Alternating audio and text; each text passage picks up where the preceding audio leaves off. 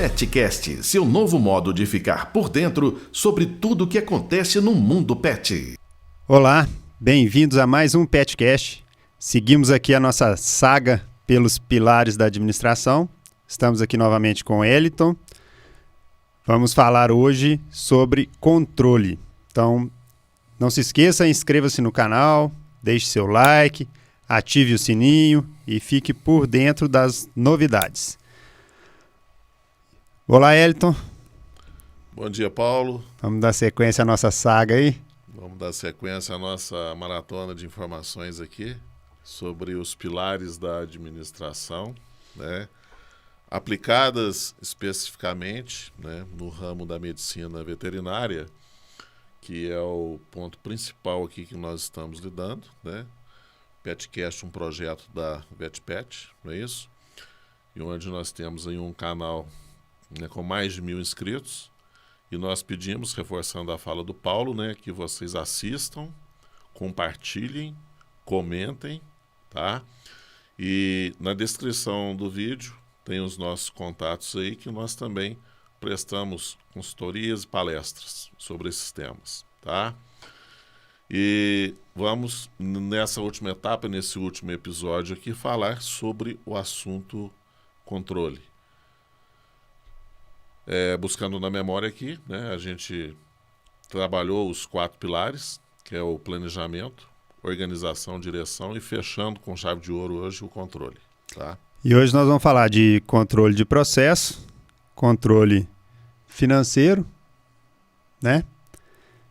E acho que a gente pode iniciar aí pelo controle de processos, né? Que vai ser só uma revisão, porque a gente já veio falando dessa parte de controle embutido em cada um dos pilares dali anteriores, né? Sim.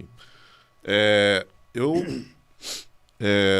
passo a informação aqui que o controle ele é uma das partes mais elaboradas, técnicas e escritas do processo. Também, né, não desconsiderando as outras, porque o controle é algo que tem que ser feito de forma rotineira. Ele tem que ter uma sequência e essa sequência não pode ser quebrada, né? Uma vez que a quebra dessa sequência aí vai atrapalhar todos os outros processos. E o controle, ele abrange todas as áreas da empresa onde que realmente nós temos que colocar a mão na massa, onde que nós temos que lidar com procedimentos. E aí é onde que precisamos entender a disciplina. Novamente, a disciplina de ter o quê? Aquela metodologia do controle, né? Porque você não pode pular etapas, né? Então, o primeiro ponto aí que você falou, processos. Todas as empresas hoje, elas precisam trabalhar com processos bem definidos. E esses processos aí são desenvolvidos em cima de estudos, de você conhecer onde é a porta de entrada do serviço ou produto da sua empresa, como é processado esse produto ou serviço e como ele sai na ponta final ali para o cliente, né? Então, se isso não for feito de uma forma metódica, os processos eles não funcionam. Nós temos que trabalhar com processos, mas de uma forma também inteligente. Nós não podemos inchar a empresa de processos de tal forma que ela não ande também. Porque os processos eles são importantes para a tomada de decisão, mas eles também não podem fazer com que as decisões fiquem travadas por falta de alguém que precisa dar um ok, uma assinatura, uma validação, e é onde que nós temos que ter esse trabalho de processos ágeis, né, que é a bola da vez hoje. Tá? Falando de controle, né, e de ter essa parte descrita, a gente lembra de POP, né? E outro dia, num dos Petcasts anteriores, você citou uma frase que agora eu peguei para mim. Vou cobrar royalties dela, vamos lá. Que se você chega ao nível de pensar em perguntar para alguém se você precisa desenhar para ela entender, é porque você já errou, que você deveria ter desenhado, né? Você já deveria ter explicado, já deveria ter... Então, acredito eu que o controle e essa descrição, né, o controle dos processos, ele vai estar muito em cima de o quão claro você conseguiu deixar esses materiais para que uma pessoa que entrou na empresa agora consiga desempenhar aquela função com excelência, né? Sim. O que ocorre, Paulo, é a seguinte questão. Nós temos empresas informais, nós temos MEIs, microempresas, médias empresas e grandes empresas. Então, para você ter uma ideia, se uma grande empresa for trabalhar de forma solta os seus controles, as coisas não acontecem. Por exemplo, se você vai numa grande empresa, numa multinacional, você entra a partir de uma breve integração, onde você vai ter uma explicação por onde você deve circular dentro da planta da empresa, se você precisa ou não utilizar EPIs, se você precisa ou não assinar algum tipo de documento, passar por uma revista, né? Então, ou seja, esses controles aí, eles estão escritos. E se esses controles ou procedimentos não ocorrerem da forma correta, a única forma que tem de você fazer a pessoa cumprir ou fazendo uma cultura onde ela entenda, ou na maioria das vezes o que acontece é a penalidade.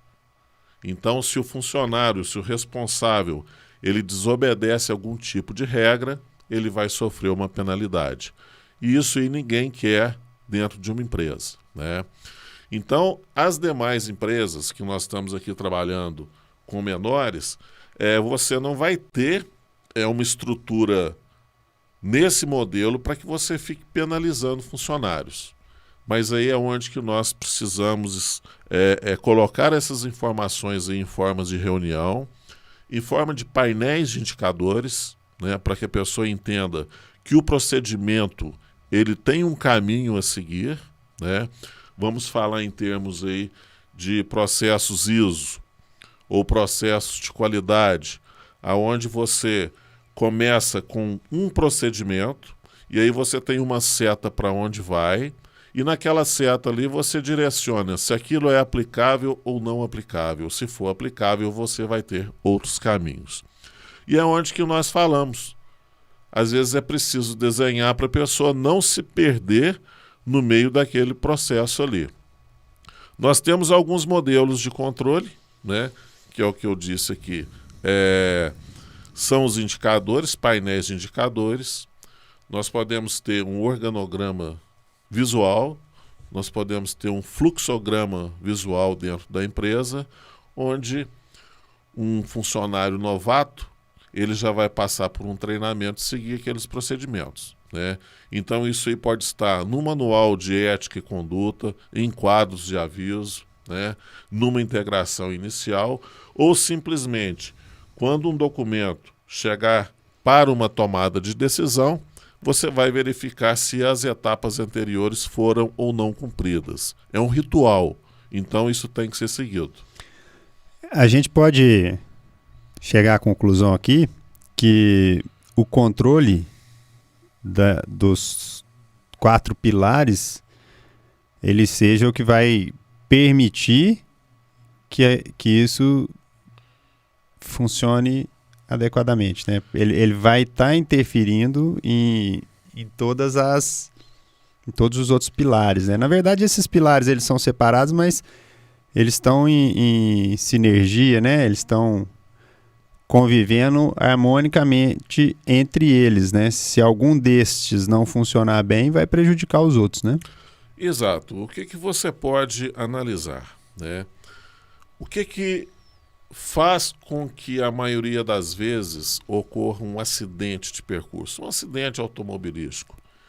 O planejamento, se tiver uma falha no planejamento, a pessoa pode estacionar ali e fazer uma reorganização, né? Na direção, se eu estou indo para o lado errado, eu posso tomar a minha rota ali, né? Vou perder tempo, retrabalho. Mas o controle, o que é o contrário do controle? É o descontrole. E no descontrole é onde que vai tudo por água abaixo se você não seguir à risca tudo aquilo que você criou como base, como pilares, né? Então, não que estamos falando que seja a parte mais importante, mas é a parte que merece mais atenção. Então, o controle é um ritual, ele precisa de regras, ele precisa de disciplinas, para que tudo para trás ali que você criou e investiu, porque eu costumo dizer também que o empresário, ele aceita uma consultoria ou alguma informação dentro da gestão sem custos, né? Aquela que você organiza um RH, organiza entradas e saídas, mas a hora que você começa a envolver custos ali, é onde que a coisa já não vai para frente, né?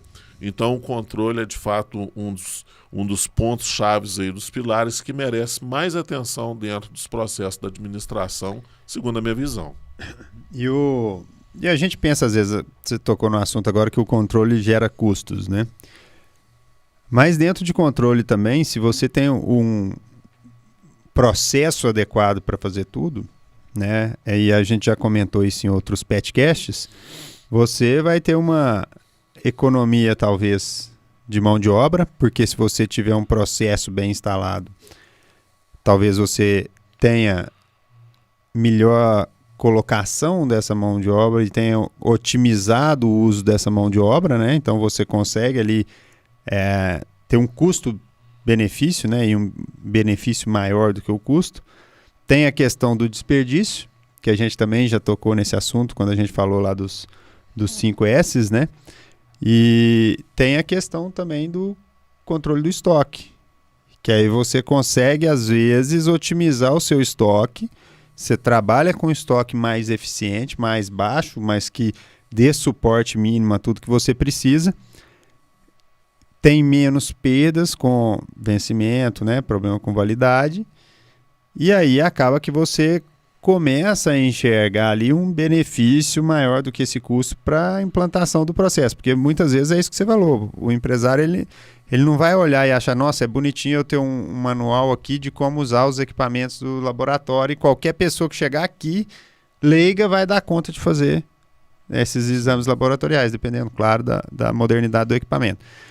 Ah, tá, aqui tem um outro manualzinho de como usar o consultório, onde as coisas devem ficar guardadas, onde que eu deixo a motolia, onde que...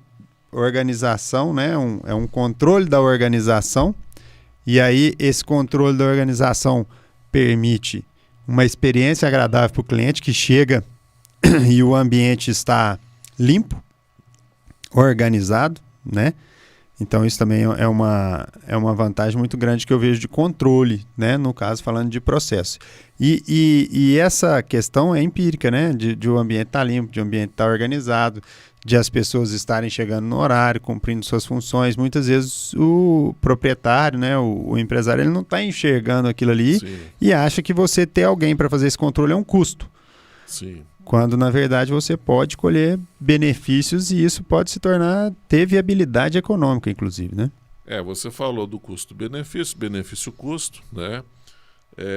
O controle, nós podemos entender da seguinte forma, que ele é uma ferramenta dentro dos pilares da administração, onde que nós caminhamos para o seguinte norte. Você falou aí em questão financeira, que é um dos pontos aí que nós vamos abordar. Dentro do controle, primeiramente você precisa ter o engajamento e o comprometimento da sua equipe e do próprio gestor para que as coisas aconteçam, né? Então o controle ele te permite mais confiabilidade, né, no processo, né? Você chega na etapa final, você sabe que foi utilizado uma quantidade correta e os medicamentos corretos, né?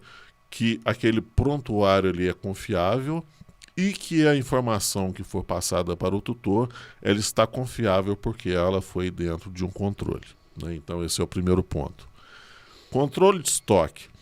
Então o controle ele vai mexer no bolso do empreendedor e do empresário, tanto da forma positiva, ou se não existir o controle, vai existir o descontrole, onde que nós chamamos aí de prejuízo. Por quê? Como que você aumenta a sua receita? Vamos dizer assim. Você aumenta prospectando mais clientes, é um ponto, melhorando a sua margem de lucro. Quando eu falo melhorando a sua margem de lucro, não quer dizer aumentando a sua margem de lucro, não. É você ter uma recorrência maior dentro do mês. E você evitando os desperdícios, né? É dentro dessa economia aí. Então, você somando esses 3 pontos, economia, aumentando a confiabilidade, trazendo mais clientes, né? E melhorando o seu preço, que é onde que eu falo que é o valor agregado, tá? Então, você vai ter uma referência de marca, de nome, de confiabilidade. Isso tudo porque existe o controle. Quando nós falamos em custos, o que mais afeta hoje, né, as empresas, independente de mudança de governo A ou B ou de pandemia, é o fluxo de caixa, é o dinheiro, é a preocupação da empresa em honrar os seus compromissos, né?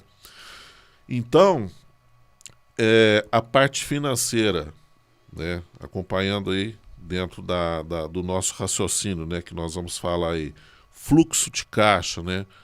O fluxo de caixa, religiosamente, é você acompanhar o que ocorreu no dia, entrada e saída. Entrou X, saiu Y. Esse é o fluxo de caixa do dia 31 de agosto ontem, né? Para eu saber como é que eu vou começar o meu 1/9 hoje, né? Então, o fluxo de caixa, ele tem que ser aberto, fechado, conferido diariamente. Se você não tiver esse controle, você vai jogando para frente e aí você não tem qual é a sua média móvel ali de entrada e saída, você não tem a sazonalidade dentro do mês, quando você tem mais ocorrências, né? Quais são as despesas, a carga mais pesada. Então sempre, o mês inteiro você tem conta para pagar. Mas se você não tiver o controle de falar, olha, até o dia 10 eu não posso ficar pagando muito fornecedores ali, porque eu tenho salários, né? Do dia 10 ao dia X, eu posso pagar os fornecedores. Do dia 20 a 25 eu vou ter impostos, né? E aí vai te sobrar um fôlego ali no final do mês para você fazer outras atividades que de repente você pode, né, fazer algum planejamento, vamos dizer assim.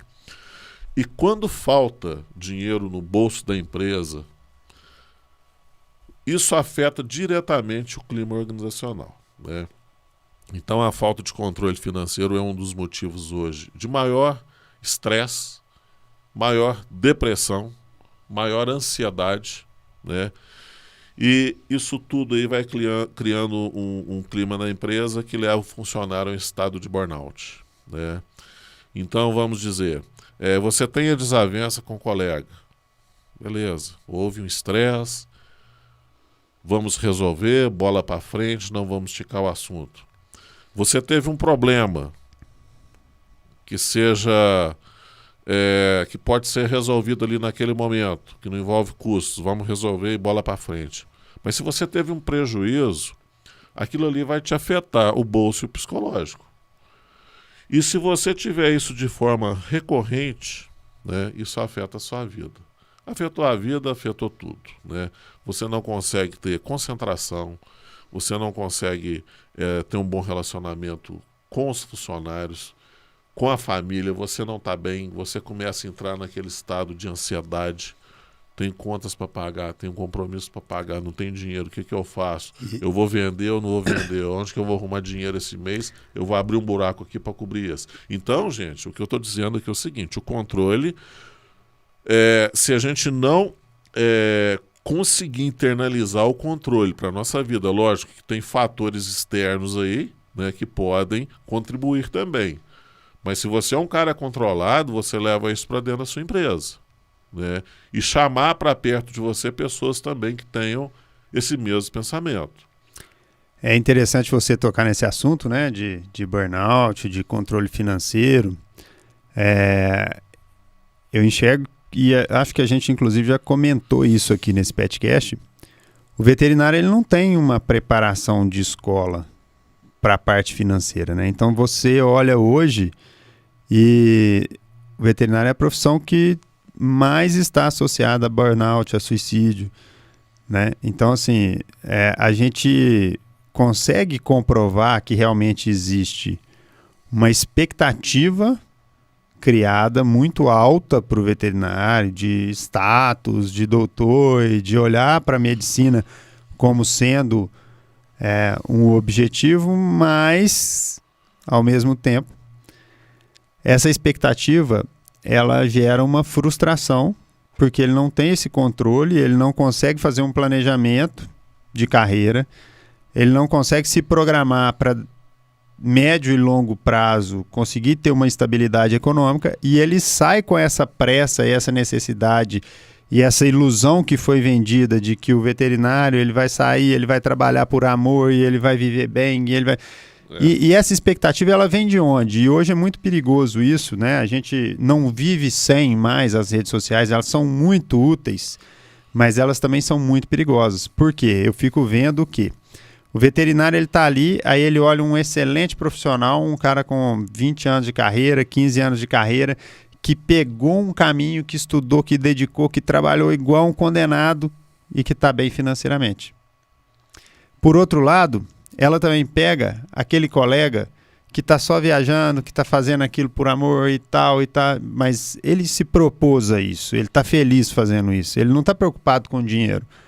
Aí ele vai no caminho dele ali, daqueles castramóveis que viaja para tudo quanto é lugar, aí vai lá, tira umas fotos bonitas, umas paisagens bonitas. E aí a mídia social, o Instagram, o Facebook, YouTube, enfim, todos esses canais, eles vão trazendo pra gente o tempo todo informações. Sim. E aí a gente começa, aí hoje eu tô olhando aqui, o Hélio tá viajando divertindo, amanhã o Raul tá viajando divertindo, depois da manhã tem um outro veterinário viajando e divertindo. Aí na próxima semana tem um outro conhecido viajando e divertindo, e eu trabalhando. E eu trabalhando todo dia. E não consigo viajar e não consigo divertir. Então, quer dizer, aquela sensação de que a vida dos outros, o tempo todo eles estão divertindo, mas eu não consigo filtrar que, por exemplo, você divertiu, mas você ficou um ano trabalhando para conseguir isso. E a minha falta de controle financeiro, a minha falta de controle da minha expectativa, a minha falta de planejamento de médio e longo prazo, saber onde eu quero chegar, isso cria realmente uma insatisfação, uma dificuldade. É o que eu enxergo muito na veterinária. Em qualquer ramo. Por exemplo, o controle. Aí nós entramos numa questão de controle financeiro que ajuda você a ter um controle emocional. Ou aquela velha história, né? Se você fizer aqui aquela pergunta, vende mais porque é fresquinho porque vende mais. Aí eu te pergunto, eu tenho um controle emocional porque eu tenho um controle financeiro, ou eu tenho um controle financeiro porque eu tenho um controle emocional? Quem veio primeiro, o ovo ou a galinha? Exatamente. Eu sei que os dois se equivalem. Se você tiver um controle financeiro, você vai ter um controle emocional, você vai estar sorridente, você vai estar mais leve, você vai estar tranquilo, você vai estar mais focado, né? E isso aí é uma coisa que você disse muito bem. Mas se a pessoa já tem um descontrole financeiro, ela já lida com uma profissão que exige pressão, lida com vidas, né? Ela sabe que o produto final dela ali é o quê? É entregar e mexer com vidas. E aquilo ali, ela já está instável de todas as formas. Aí você fala assim, essa pessoa já está no limite. Tem pessoas que elas se abrem, que elas falam, que elas se expõem.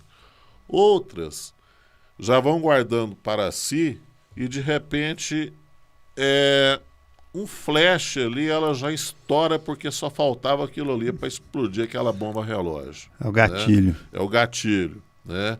Então, a empresa você não pode deixar que isso aconteça. O controle ele vai justamente o quê? no passo a passo das ocorrências ali, te mostrando, olha, o controle mostra que essa semana o nosso fluxo de caixa aqui está horrível, nós não temos condições de pagar os fornecedores, e aí eu vou me descabelar aqui na frente de todo mundo, vou pôr a corda no pescoço de todo mundo, vou ameaçar todo mundo, vou fechar a empresa, vou vender, ou vou ter um controle emocional de que vamos apontar saídas, vamos apontar soluções.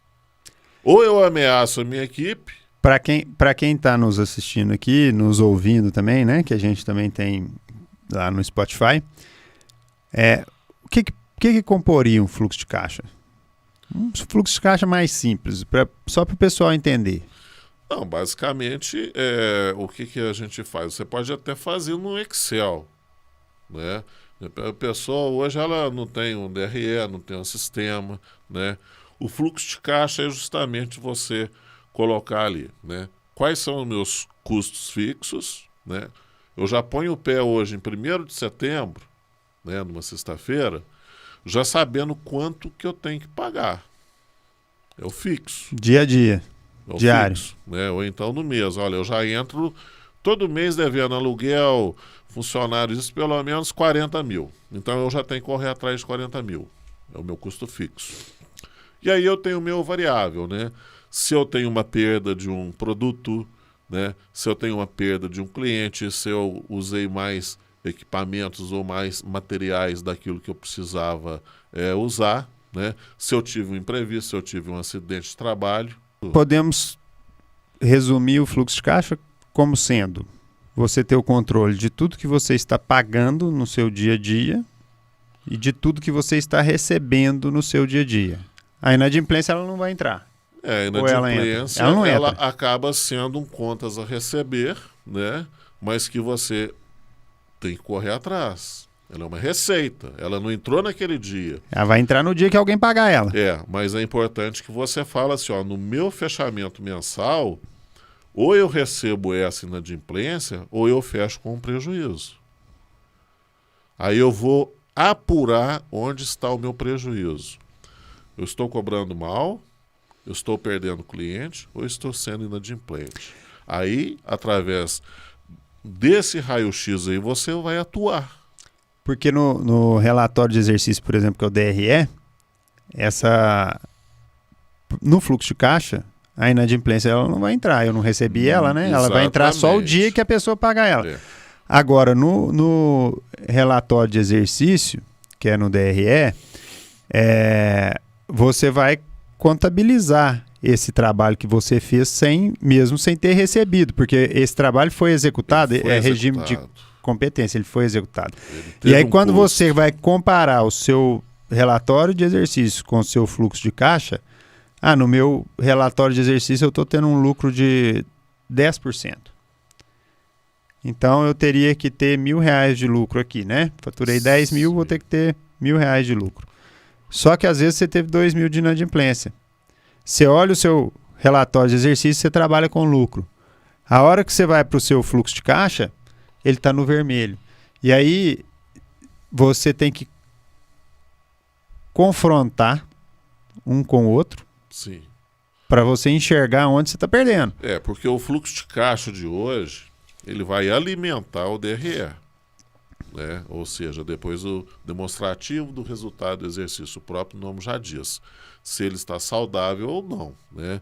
Mas o fluxo de caixa é para quê?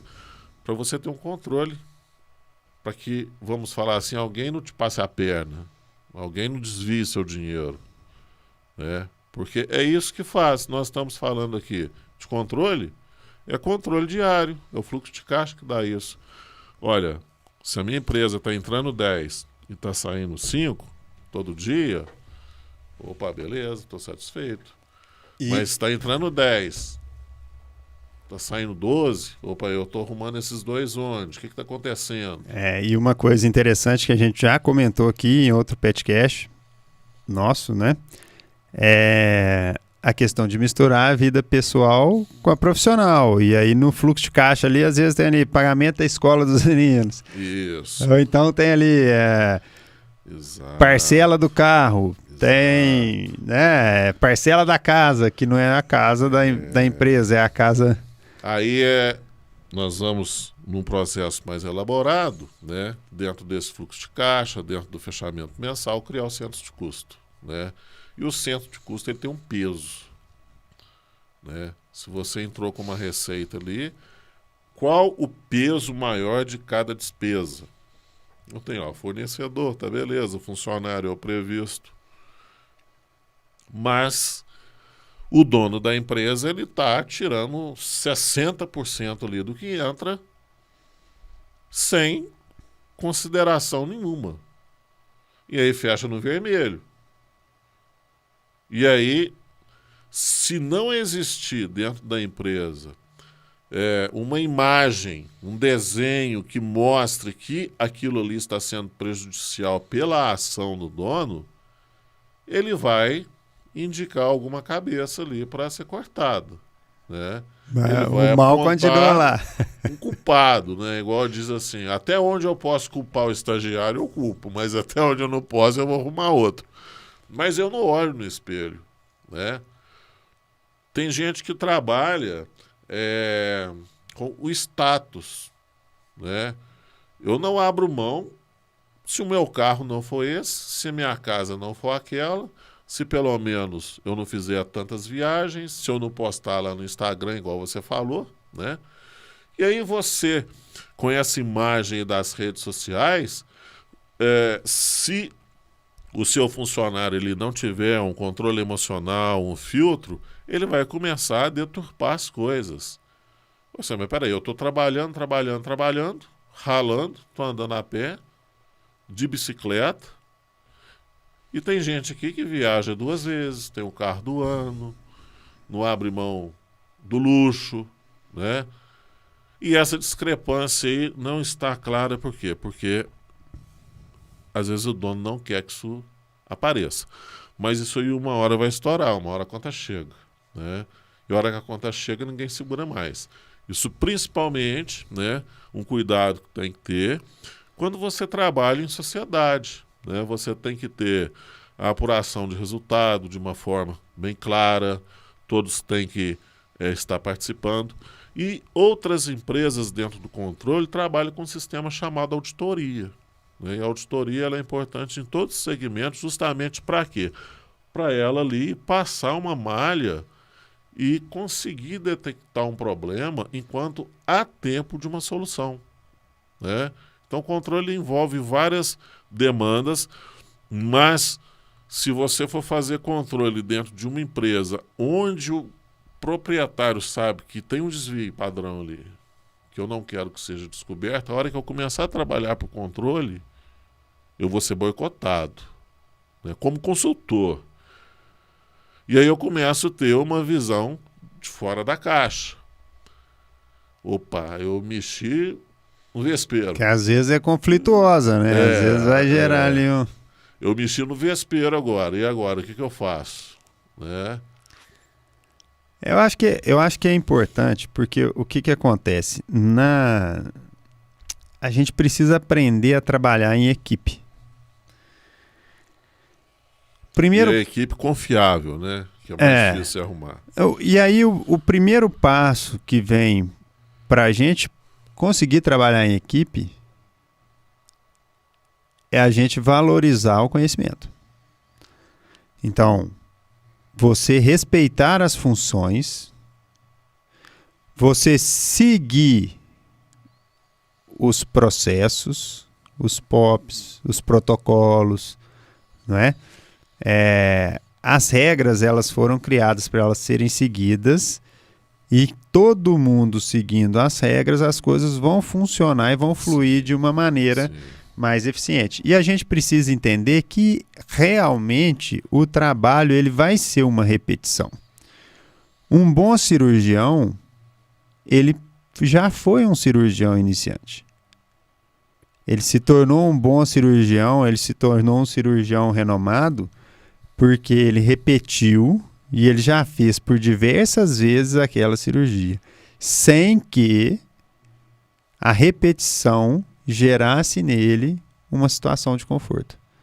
Por quê? Porque se ele já começou a ficar relaxado no procedimento cirúrgico e a fazer aquilo com desdém, ele vai perder a eficiência que ele teve até fazer o nome dele. Um bom anestesista, da mesma forma. Se um bom anestesista ele começou cheio de preocupação, pedindo os exames pré-anestésico, pedindo o eletrocardiograma, fazendo todas as avaliações do paciente, fazendo o cálculo das dosagens dos medicamentos de forma concentrada, eficiente, e aí ele fez o nome dele como um bom anestesista. Se ele começar a negligenciar todas as etapas, os processos que ele precisa para chegar no resultado final eficiente da anestesia, e pensar, não, eu sou bom, agora não preciso desse exame, não, que eu olhando esse cachorro aqui, eu já sei que ele não vai ter problema nenhum. Uma hora esse paciente vai ter uma parada cardiorrespiratória lá durante a anestesia. Pronto. Isso, a autoconfiança ela pode te levar à displicência, né, num procedimento.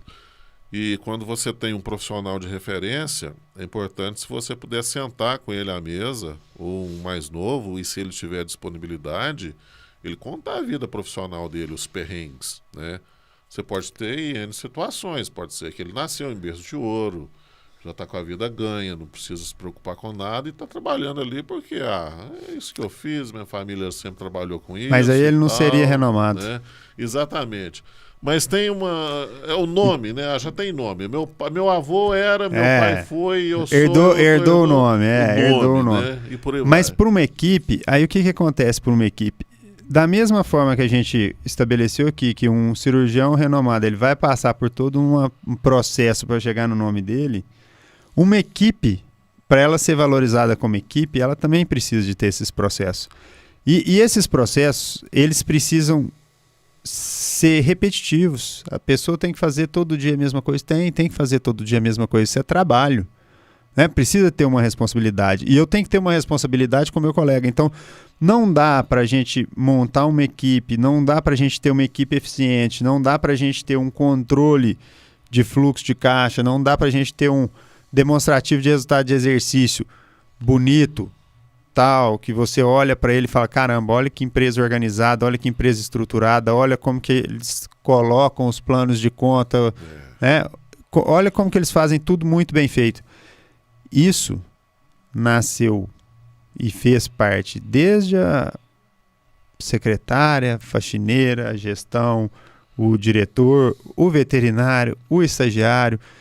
Essa equipe inteira é responsável por aquele processo. E quando só tem uma pessoa querendo aquele processo de forma adequada e todo mundo está trabalhando sem direção, prejudica o controle.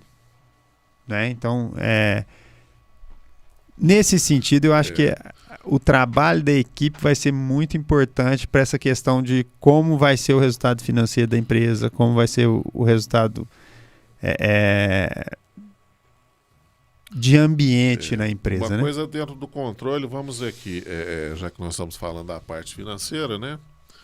Vamos falar que você tenha uma auditoria financeira na sua empresa, e aí vem a equipe do financeiro, né? Aí te apresenta o DRE, mostra ali planilhas, tal, não sei o que, aquele negócio todo, né? E aí você vai dizer o seguinte, olha, beleza, muito bonito, os gráficos aí crescentes, né? De janeiro vendemos, tal, tivemos problema, tal. Então vamos fazer o seguinte, evidencia. Vamos fazer uma auditoria rápida aí. Eu quero um extrato bancário para a gente conciliar o que você está me mostrando aí com o que realmente eu tenho lá no banco. Porque uma coisa é eu te apresentar um slide. E para o empresário também, ele chegar e maquiar, né? O que muita gente cai no conto do vigário, né? Mas eu fui enganado por tanto tempo, porque o cara sempre me apresentou bons resultados, números ali, etc, etc. Mas me mostra, quem vai te mostrar? É o extrato bancário. Eu quero ver a minha movimentação financeira no banco A, B ou C, onde é que está investido, se eu comprei equipamento, para onde que foi. É hora que você aperta o indivíduo, né? É hora que ele vai tremer nas bases. Por quê? Porque ele sabe que o que está escrito ali não está representado no banco. E assim, o primeiro que para você ter um DRE é um trabalho pesado, porque você tem que começar criando ali os planos de conta, né? Criando Sim. o centro de custo. Aí depois você tem que começar a lançar tudo que é da competência. Competência é, por exemplo, o que eu usei esse mês e o que eu produzi esse mês, né? Isso está dentro da competência daquele mês. Se eu tenho os equipamentos e estou depreciando, a depreciação referente àquele mês, ela está dentro da competência daquele mês. E aí você está montando e organizando tudo aquilo. Então você já tem que ter um sistema um pouco mais robusto, você já tem que ter um controle financeiro mais eficiente, porque se você não tiver, você não consegue montar. E uma coisa que é interessante e que, por exemplo, na VetPet a gente faz dessa forma, a gente tem o DRE e cada linha do DRE a gente tem como mostrar o que foi aquilo ali. Então, se você está lá, as despesas administrativas elas ficam normalmente em R$8.000. As despesas fiscais... Aí em um determinado mês ela ficou em 12. Por que ela ficou em 12? Aí abre a planilha e vai me mostrar por que ela ficou em 12. Ou me mostrar ou mostrar para os outros sócios, né? Que a gente tem sócios, então vai mostrar por que ela ficou em 12. A importância do relatório de exercício, e por ser por competência, é que às vezes o seu fluxo de caixa ele descasa do da competência, do relatório do exercício. Por quê? Porque às vezes eu tive um lucro aqui no relatório de exercício, mas eu não recebi o pagamento por aquilo. Sim. Ou porque eu dividi muito mais vezes no cartão, ou porque exatamente. eu não recebi mesmo. Às vezes vieram aqui alguns clientes de conta de valor mais alto e pediram para pagar o mês que vem e eu aceitei, o que está errado, né? A gente deu um cheque, a gente trabalha com cheque. Então, aí quando foi no mês seguinte, às vezes, pensando no regime de competência, eu teria prejuízo. Só que o meu fluxo de caixa está no azul. Sim. Porque eu recebi porque... bandeira de cartão do mês passado que caiu esse mês, cheque, cliente do mês passado que acertou. Então, a gente precisa de ter os dois controles, né? A gente tem que ter o controle do que a gente está produzindo efetivamente e a gente tem que ter o controle do fluxo de caixa, que é o que a gente efetivamente está recebendo e gastando. Porque senão você pode ter uma falsa sensação de lucro aqui no curto prazo, mas que vai ser um prejuízo enorme no longo prazo. Outra coisa, um outro exemplo que serve também, por exemplo, eu vendo pacote. Vou vender um pacote aqui de serviço. Aí eu recebo esse pacote esse mês, só que eu vou executar o serviço ao longo dos próximos 4, 5 meses. Vendi um tratamento aqui, vou vender um tratamento de pele que vai durar 5 meses. Eu vendo esse tratamento nesse mês. Recebi esse mês. Aí eu olho o fluxo de caixa desse mês. Nossa, um pouco eu vendi bastante. Nossa, bonito, hein? Aí eu acho que esse dinheiro é lucro. Porque eu não tenho um relatório do exercício bem feito. O fluxo de caixa, Paulo, ele tem que ter assim, um descritivo bem inteligente. Né? Vamos falar assim. Eu tenho o fluxo de caixa daquilo que realmente é cash, entrou em Pix, em dinheiro, entrou. Ou então eu tenho contas a receber, contas a pagar. Vamos falar assim, eu fiz uma cirurgia aqui de R$3.000, passou em 10 vezes no cartão. Beleza, os 3.000 eu entro nesse mês? Não. Eu tenho que entender... No fluxo de caixa, não. Não, eu tenho que entender... No DRE, sim. Eu tenho que entender o seguinte, ele pode até entrar se eu trabalho com antecipação de recebíveis, que é o cartão. Beleza, mas eu vou entrar em 3, mas eu vou jogar aqui saída de taxa. Eu Custo vou receber de antecipação. 2.800, né? Beleza.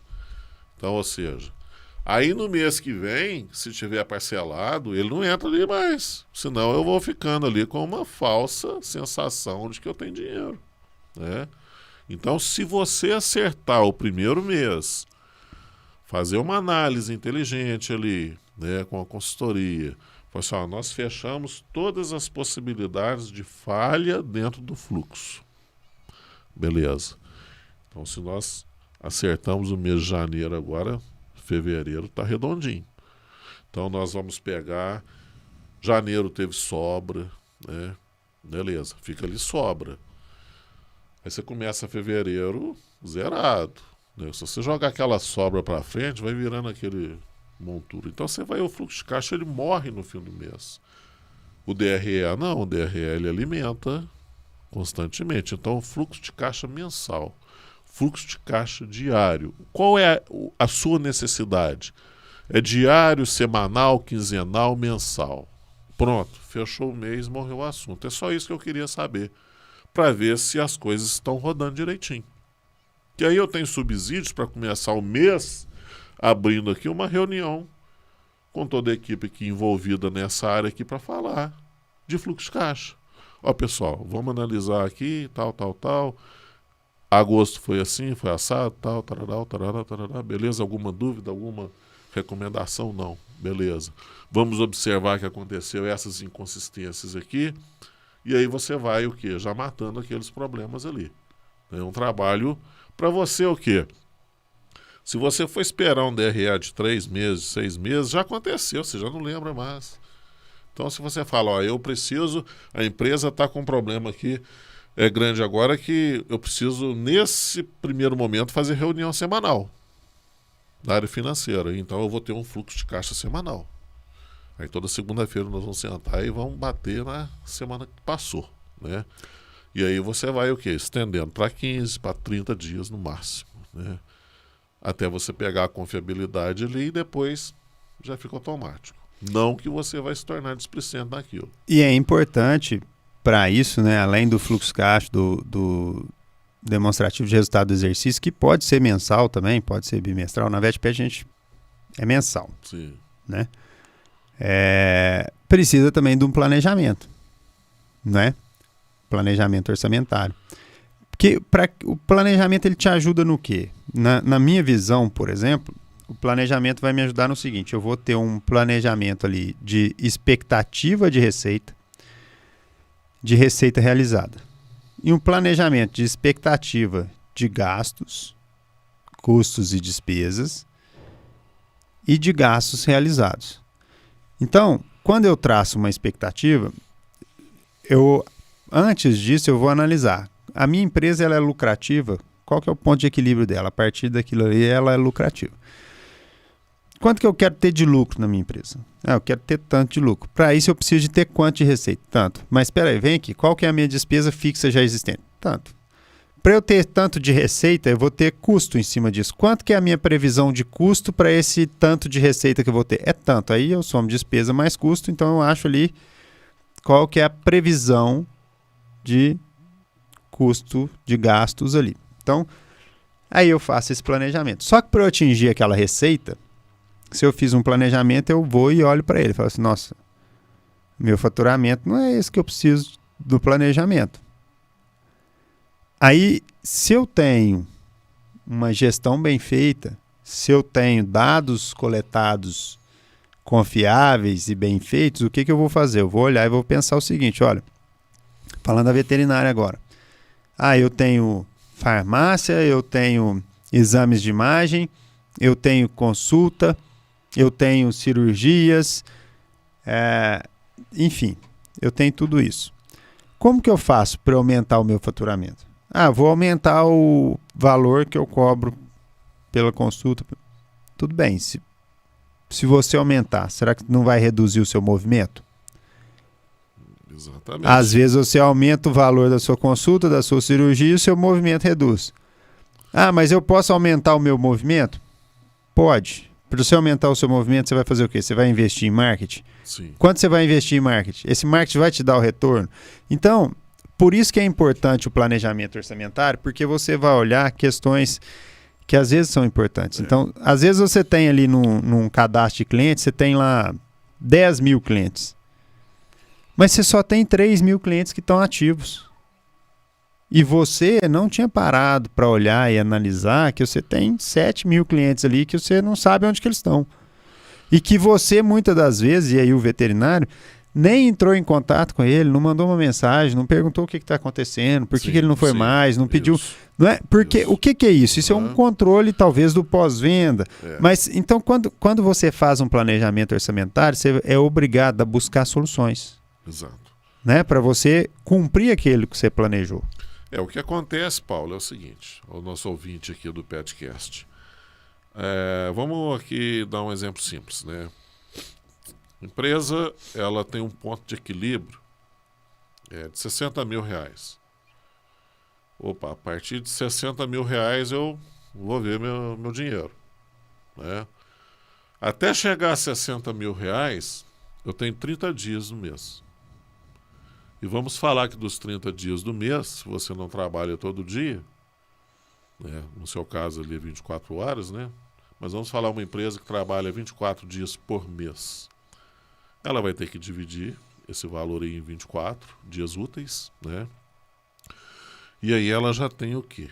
É onde que nós entramos, cara, comercial, né? Metas. Então eu já divido 60 mil por 22 e vejo quanto que eu vou querer. Aí eu já sei quanto que eu preciso produzir, vender por dia. Aí eu já vou ter um ponto de equilíbrio ou meta diária, para eu não chegar lá no final do mês, na última semana, com a corda no pescoço e deixar todo mundo louco, né? Então, já trabalhar com esse controle orçamentário, que você precisa de uma receita X, mas eu preciso de receita, mas não quero que a despesa vá lá para cima também não. Eu tenho que ter controle de o que entra e controle deixar do que sai, para atingir o meu ponto de equilíbrio o mais rápido possível dentro dos 30 dias, para a partir dali eu já começar a ter lucro, né? Para que se houver um imprevisto ali, eu não esteja despreparado, né? Então é isso que deve ser feito, né? Vamos trabalhar com metas, e aí você tem um profissional que fala, mas a minha área não é, eu não sou vendedor, não sou comercial. Isso joga para o marketing, que é a responsabilidade do marketing, né? O marketing é uma vitrine. É a mesma coisa você passar em frente a uma loja e ver uma vitrine muito bonita ali, né? Mas não quer dizer que aquela vitrine estática ali vai vender. Se não tiver alguém ali que te ofereça, te mostre os custos, os benefícios, né? Mas a vitrine também, ela tem que te dar um resultado, porque você investiu naquilo que está ali. Vamos falar que o marketing é uma vitrine. Ele tem que te dar as métricas, ele tem que te dar, para cada real investido aí, eu estou te devolvendo tanto. Isso tem que ficar claro nas reuniões aí de marketing, né? Porque é muito fácil hoje você vender ilusão, né? Eu sou vendedor de ilusão. Eu chego para você aqui, olha, mirabolante, esse desenho aqui, vamos mudar ele, vamos fazer de outra forma que vai... Mas tá bonitinho, tá ótimo. Ficou bom, não ficou? Ficou, é o Raul que fez isso aí. Exatamente. Raul é craque. Raul bonitinho não quer dizer na forma pejorativa, não. Tá agradável, tá? Porque isso aí remete uma coisa, né, para as crianças também que gostam de pets, né, para a família, né? Mas o que eu quero dizer é o seguinte, é uma junção de forças, de marketing, de comercial, de bons produtos e de inteligência, para que você saiba quanto que eu tenho que vender por dia para atingir meu ponto de equilíbrio mais rápido possível e ter lucro. Simples a receita. E assim, eu estudo muito, analiso muito, assisto bastante vídeos de outras pessoas, e o que a gente vê hoje acontecendo muito na VetPet é que às vezes o veterinário ele não oferece para o cliente, para o tutor, tudo que é o melhor a ser feito para o paciente. Porque às vezes julga que o tutor não vai ter condições financeiras, ou imagina que não vai ter, ou às vezes o próprio veterinário acha que é um investimento alto, mas às vezes o cliente está disposto a fazer tudo o que for possível por aquele paciente. Exato. E o veterinário ele tem a obrigação, dever de falar, olha, o melhor exame para fechar esse diagnóstico é esse. Olha, no mínimo, eu preciso de fazer para um paciente internado, eu preciso fazer um hemograma todos os dias, ou eu preciso fazer a creatinina todos os dias. Um paciente renal está internado, eu preciso fazer creatinina e ureia todos os dias, né? Por quê? Porque se ele não fizer todos os dias, economizando para o paciente, economizando para o cliente, talvez ele vai prejudicar o resultado final do trabalho, da internação. Então, assim, o veterinário precisa ter essa consciência de que uma coisa é ele falar, olha, eu preciso que isso seja feito assim, e o tutor, cliente, virar e falar, não, infelizmente, esse custo eu não tenho condições de cobrir. Aí ele vai colocar lá no prontuário, que é uma outra coisa que precisa de controle de processo, né? Um prontuário adequado, e nós já conversamos disso aqui, aí ele vai lá no prontuário, vai colocar lá que foi oferecido e explicado ao tutor que a melhor conduta era fazendo esses exames assim, assim, assim, que por restrição financeira vai fazer um atendimento paliativo, minimalista. Fugiu a palavra aqui, né? Intuitivo. Sem... Porque você tem um atendimento intuitivo, vou fazer uma consulta aqui, fiz os exames e tal, aí eu tenho lá 3, 4, 5 suspeitos de diagnóstico, mas a minha intuição acha que a principal é essa, então eu vou tratar essa daqui. Por quê? Porque o cliente não quis deixar fazer os exames nada. Agora, se faz os exames, pode ser que não fosse essa aqui, fosse essa outra aqui, porque elas têm sintomas e sinais muito semelhantes às vezes, e por isso que a gente chama diagnóstico diferencial. Então, possíveis diagnósticos, aí você tem lá uma lista. Aí você faz o exame físico, você faz a entrevista, você reduz aquela lista para 5, 6 possíveis diagnósticos. Aí você faz mais alguns exames, você reduz aquela lista para 2 possíveis diagnósticos. Aí você faz um exame para você fechar o diagnóstico. É assim que a coisa funciona, né? Porque aí vai do público-alvo, do poder aquisitivo, mas assim, você vai chegar, o tutor vai chegar lá com o PET, né? O veterinário ele vai ter que ter a capacidade de fazer primeiramente uma avaliação de toque, visual, conversar com o tutor e a partir dali, com o que ele ouvir, quais são os sintomas, ele vai apresentar o quê? Olha, isso aqui é o mínimo que eu preciso para dar entrada aqui com o paciente. Esse exame de sangue, disso.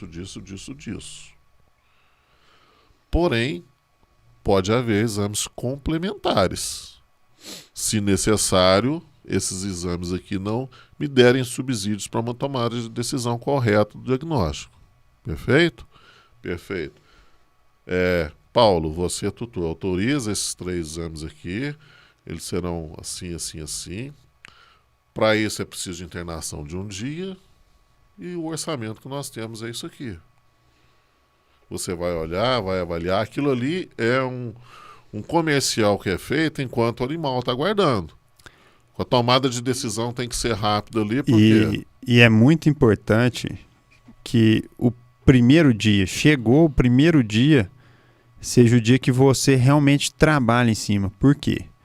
Porque talvez o tutor fique, não, vamos fazer só isso aqui, e aí se não der certo, daqui a pouco a gente faz esse outro. Vai dar errado, sabe por quê? Não toma e tal. Então, só que aí você agrava o quadro. E aí você vai gastar muito mais dinheiro. Então, pro tutor, os tutores que estão nos ouvindo aqui, os clientes que estão nos assistindo também, pro tutor é muito melhor que o veterinário chegue e fale assim, hoje eu vou fazer isso, tal, vou gastar aqui R$1.000. Porque às vezes ele fala, não, vamos tentar fazer só isso, vamos gastar R$300. E aí se isso daqui não é, aí amanhã eu faço mais isso daqui, depois da manhã eu faço mais aquilo. Sabe o que vai acontecer com isso? Ilusão. Porque os primeiros não vão ser suficientes para resolver, aí depois você vai ter uma complicação e vai gastar muito mais. Enquanto se você tivesse entrado com esses R$1.000 aqui, feito todos os exames, já feito um diagnóstico já correto, fechado um diagnóstico, já entrado com um tratamento adequado, às vezes amanhã o paciente já estava numa condição que você reduziria isso daqui para R$100 por dia, R$150 por dia. E enquanto o outro, você vai gastar 7, 8, 9, 10 dias de 300, vai ficar em 3.000 e às vezes o paciente vai morrer. E quando você fez esse trabalha com vidas onde o organismo tem tempo de resposta. Ou seja, se dentro das 24 horas não for tomar tais decisões, pronto, pode se tornar irreversível. Então tem coisa que é para agora, o exame vai te mostrar isso. A gente acabou fugindo um pouco, mas fugiu, mas não fugiu. Não. Porque nós estamos falando aqui de resultado, de É o controle controle, bom de atendimento. de eficiência financeira. E a eficiência financeira, o controle financeiro, não é só o controle financeiro com o dinheiro da empresa. É o controle financeiro com o melhor uso do dinheiro do cliente Sim. para chegar no resultado. Então, não tem como. Os veterinários eles tentam separar o serviço deles do dinheiro, mas o serviço deles está diretamente relacionado a dinheiro. Dinheiro do cliente e dinheiro da empresa. Né? Então, ele tem que ter um equilíbrio e usar esse dinheiro com eficiência. Né? Usar com eficiência. Eficiência para o cliente, eficiência para o paciente, eficiência para a empresa, para que o resultado final seja satisfatório para todo mundo. Exatamente, economia para os dois lados. Né? Então, se é um controle orçamentário, onde que você vai estar trabalhando com um preço justo, honesto, né? E agregando ali os seus valores. Eu acho que nós passamos aqui muito bem pelos 4 pilares, né? Vamos relembrar. Vamos, né? Planejamento, que é importante, né? Você antes de tudo pensar que plano eu vou fazer, né? E aí nós já falamos que temos algumas ferramentas dentro do planejamento, que é o Canvas, que é o 5W2H, que é a análise SWOT, que é o plano de negócio. Isso te dá um planejamento. Na organização, né, a gente citou aqui aquele programa da qualidade, né, dos japoneses, né, do 5S, né, que é importante você fazer todos esses procedimentos aí para uma cultura organizacional, né? Direção, que é você estar bem direcionado para onde você está indo, como está indo, se você tem condições de chegar. Ou seja, você sabe o norte que você está seguindo? Sei. E agora o controle, que faz o quê? O ponto de equilíbrio de todas essas ações, para que não haja um descontrole emocional, financeiro, prejudicial à saúde, né, ao próprio empresário, né, que a gente sabe que o descontrole hoje é o maior gerador de estresse, ansiedade e depressão. Né? Bom, e para quem assistiu aí essa nossa saga aí pela gestão, né? O Wellington, ele faz esse trabalho de consultoria, fez para nós na VetPet, né? Nós já fizemos na unidade de Lavras, já fizemos na unidade de São João del Rei. Nós vamos finalizar esse mês de setembro, nós vamos finalizar na unidade de Divinópolis, né? É um trabalho que é eficiente porque ele traz uma visão externa do que está acontecendo dentro da empresa da gente, provoca, né? E o que é importante, porque a provocação vai nos tirar da zona de conforto. Isso. Foi um trabalho que realmente colaborou para o nosso crescimento. Nosso crescimento, que eu digo, o crescimento da equipe como equipe, e apontou muitos pontos de melhoria que a gente poderia trabalhar. Seus canais aí de comunicação? Sim, eu trabalho mais com o WhatsApp, né, que é o meu ponto WhatsApp comercial, onde eu tenho o meu catálogo, né, de prestação de serviços. 35 99270 1186. HM Consultoria, né? Nós estamos aqui finalizando esse processo em parceria com a VetPet também, com o Paulo. Se você é ouvinte, se você é empreendedor, empresário, né, achou importante nessas pinceladas que nós demos aqui e que isso pode fazer e contribuir para a sua empresa, fique à vontade para entrar em contato conosco. Os temas foram abordados de forma muito superficial, deixando claro aqui que nós não estamos aqui dando curso, né, de como fazer, né? O como fazer é muito mais profundo que o que a gente tratou. Mas fiquem à vontade, o Wellington está à disposição. Nós também estamos à disposição, vocês que são colegas, vocês que são tutores, quiser entrar em contato, a VetPet está à disposição, não é? Os colegas que tiverem dúvidas e quiserem apenas ligar, trocar uma ideia, conversar de mercado, ver o que está acontecendo no mercado, né? Fazer parcerias, às vezes a gente consegue viabilizar muita coisa fazendo parceria. A gente está à disposição, a VetPet está de portas abertas para todos vocês. Nós vamos continuar com o PetCast em outros temas, né? Que a gente deve ter vida longa aí com o PetCast. O pessoal está gostando, a gente recebe muitos comentários positivos. Mas da parte de gestão hoje a gente encerra aí nossa saga. Gostaria de agradecer muito ao Hélito a disponibilidade, tirar o tempo dele, realinhar agendas para estar aqui com a gente. Então, muito obrigado, Hélito.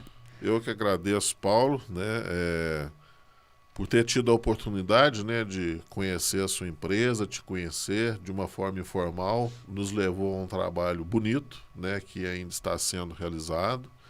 Vai ser finalizado, com certeza, com frutos, com mudanças que precisam ser feitas, né, para o bem comum das empresas. Das 3, né, vamos dizer assim. Tá certo. Muito obrigado. Obrigado. Até mais, pessoal. Não esqueça de deixar seu like, deixa comentário aí, né? Se inscreve no canal, ativa o sininho. E obrigado pela audiência.